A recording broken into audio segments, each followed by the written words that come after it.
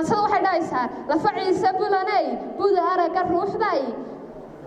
hanadada barbaarshay beerkii arwaaxday adimada barhkaygay baradii xorriyaday lafaciisa bulanay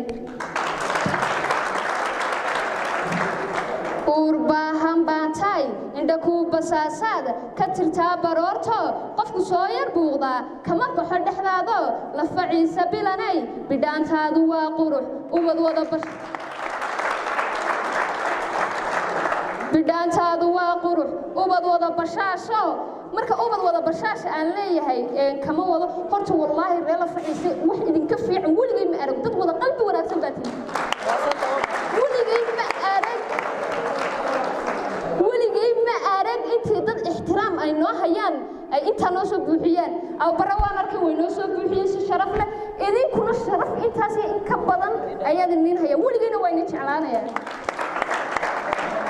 dad badan baa laga dhaadhiciyay nasteexa lafaciisa way necab tahay waa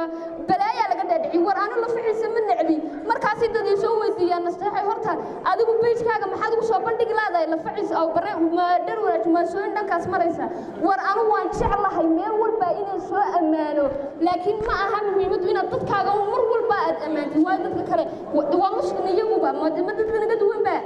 waan idin jeclahay kun iyo kow waan idin jeclahay maasaduna noo sii soconaysaa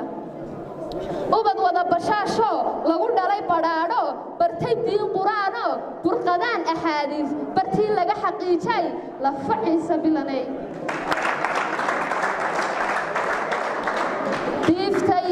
diiftayda biyay qofkii kugu barbaare biyahaaga dhamayba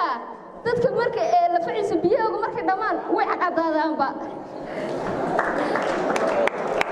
أنا كهار هبين بنشوفه هبين كي أنا استووني حتى كعماي بس كل مشغولنا ديفتا إذا بيجي قفكي كوكو بربارة بيها قدامي با نصيب بدن الدنيا ده